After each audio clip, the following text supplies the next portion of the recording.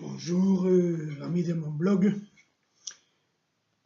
Je m'adresse à vous en vidéo pour la deuxième fois depuis le début de ce blog en français, Juan Fernandez Cron en français, à l'occasion des fêtes de Noël et de l'approche du nouvel an 2017.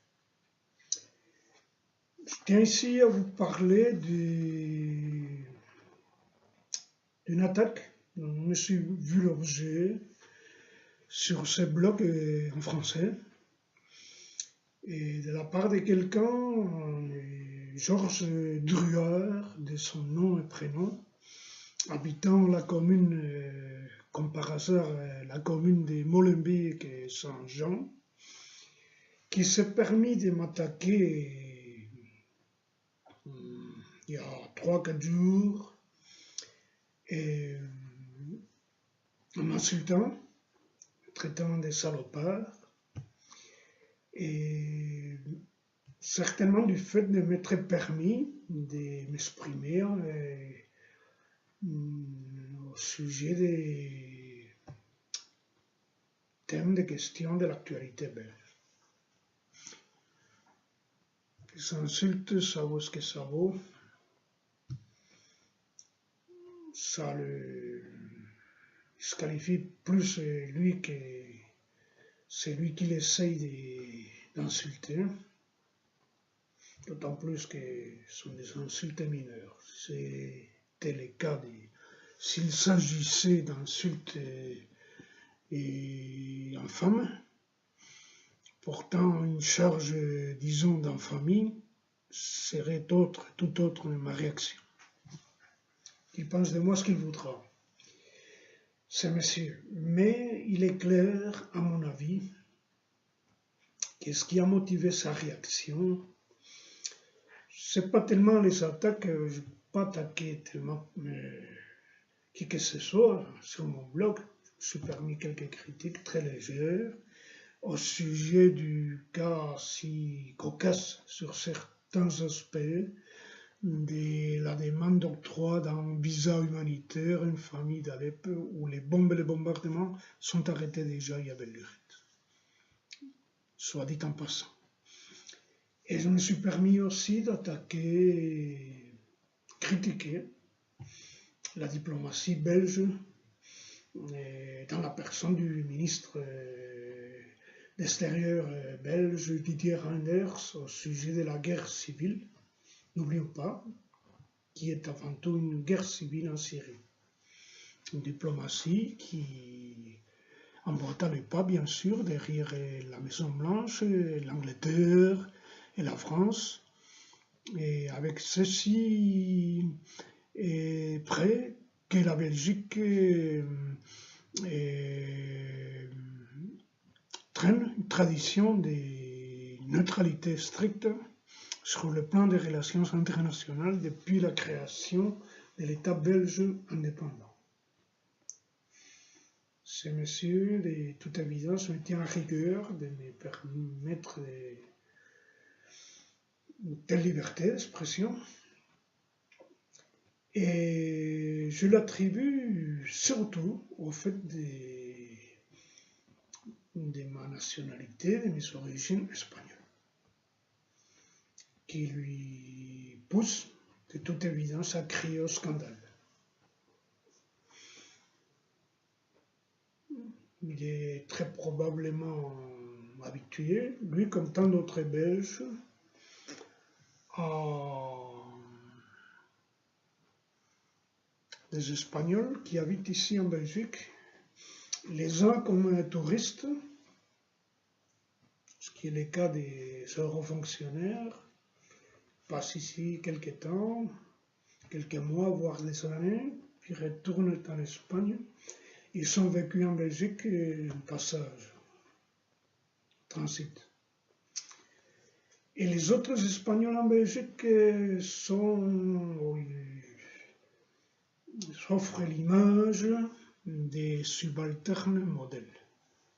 Subalternes modèles et clients assurés par-dessus le marché de leurs parents politiques belges et de la gauche belge francophone, notamment le Parti socialiste belge francophone, où ils sont parfois, ces descendants de deuxième, troisième génération de l'immigration espagnole ouvrière de la fin des années 60 et de la décennie suivante, eh bien, il s'offre souvent l'image d'un rôle de voyant au plus haut point au sein de la gauche belge francophone du Parti socialiste.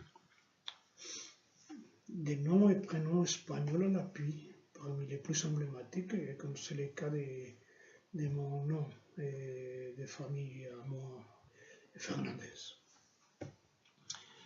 Et si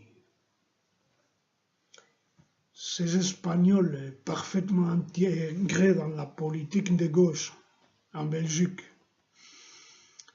aux yeux d'une immense majorité des Espagnols, continuent à être considérés comme des compatriotes à part entière, c'est toute une autre question. Mais voilà que cette réaction, cette attaque qui m'a pris un peu par surprise, mais pas tout à fait, et me semble parfaitement symptomatique de ce qu'on peut appeler les problèmes espagnols qui traînent certains en Belgique. Et c'est peut-être réciproque, hein, je ne le nie pas. Hein.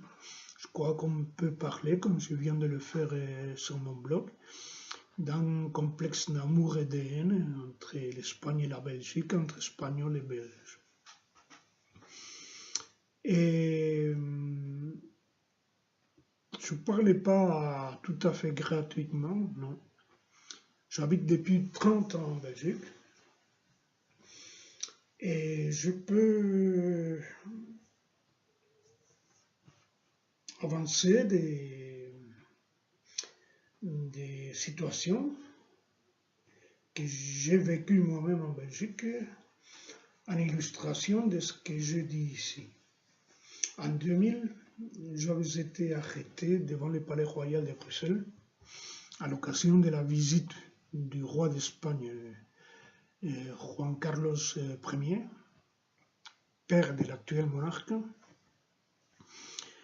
et en proférant des cris de protestation, et au sujet notamment de ce qu'il me semblait le refuge dont les terroristes de l'ETA jouissaient à l'époque en Belgique, et en faisant allusion aussi à la persécution dont je me sentais victime du fait de mon passé, savoir de mon geste de Fatima qui était déjà vieux de 18 ans. Eh bien, j'étais arrêté, bien sûr. J'ai débarqué à la prison de Forêt de Bruxelles.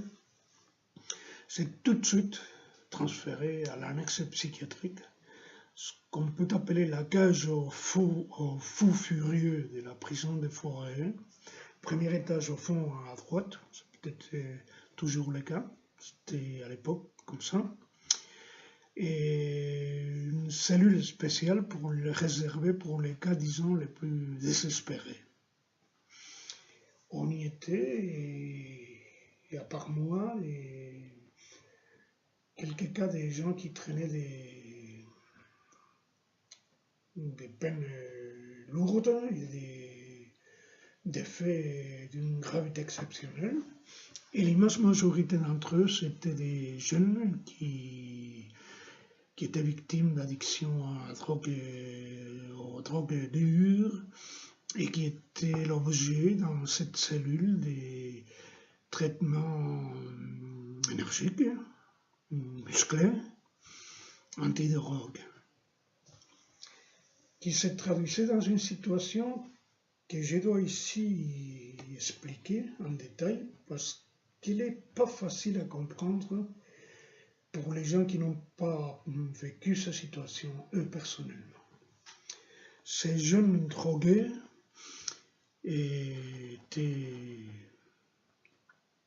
subissaient des traitements très forts, comme je l'ai dit, et passé toute la journée à dormir et à ronfler. Mais il y a un adage en langue française, refoule le naturel et il reviendra au galop. Eh bien, il dormait et ronflait toute la journée, mais le soir, c'était toute la nuit à veiller, parce qu'il ne dormait pas. En conséquence, la direction de la prison avait trouvé charitable et convenable de leur fournir un poste de télévision qui restait ouvert en permanence toute la nuit et avec accès, chose qui était interdite dans d'autres sections de la prison des Forêts, avec droit d'accès à des programmes musicaux spéciaux pour les jeunes qui passaient toute la soirée, toute la nuit en permanence et surtout musique de rap.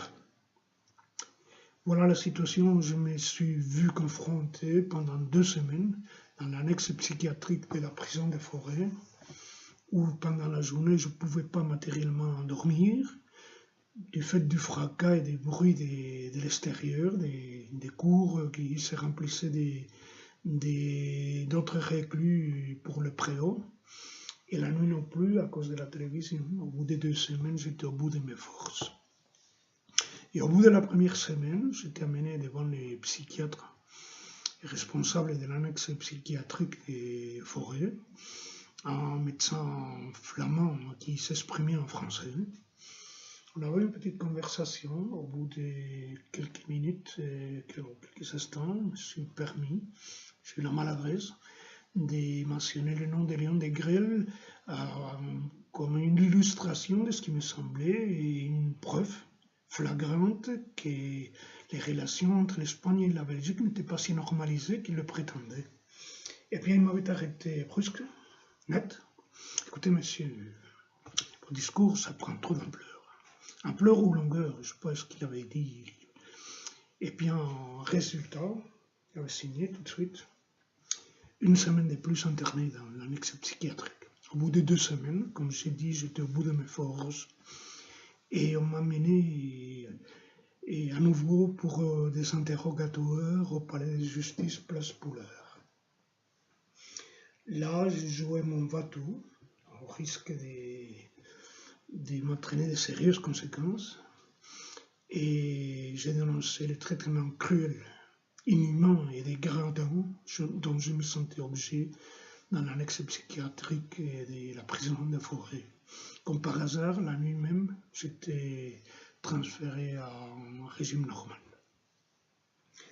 Je ne parle pas ça dans un esprit de vengeance ou de rancune, c'est oublié. Les Français, peut-être les Belges francophones aussi, ont l'expression « tes actes te suivent ». C'est une fatalité de plus dérivée de mon geste de Fatima il y a 33 ans maintenant.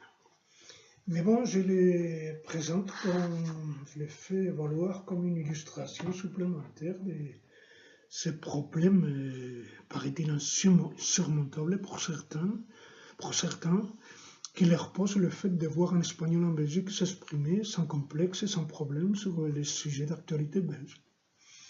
Paraît-il, si j'avais été italien ou notre nationalité quelconque, même pas un Européen, peut-être sa réaction aurait été tout autre. Et on a eu en Belgique un chef du gouvernement d'origine italienne, né même en Italie. Ça posait problème à personne. Était chef du gouvernement pendant quelques années.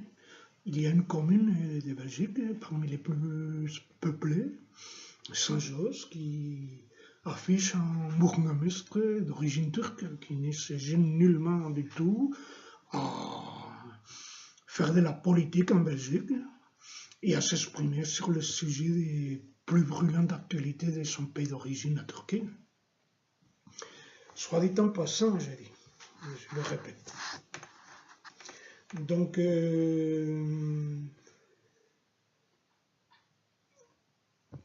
voilà ce qui mérite comme réaction cette attaque imprévue Et bien sûr que je vais continuer à m'exprimer et sur des sujets d'actualité belge, sans le moindre complexe, comme une preuve de plus de ce qui m'intéresse à un pays qui m'a offert, qu'on le veuille ou pas, reconnaître, et moi je le reconnais, et accueille pendant 30 ans, déjà de ma vie. Pas pour flatter qui que ce soit de le reconnaître. Ce n'était pas le cas de la Suisse où j'avais été victime en 86 d'un refoulement administratif.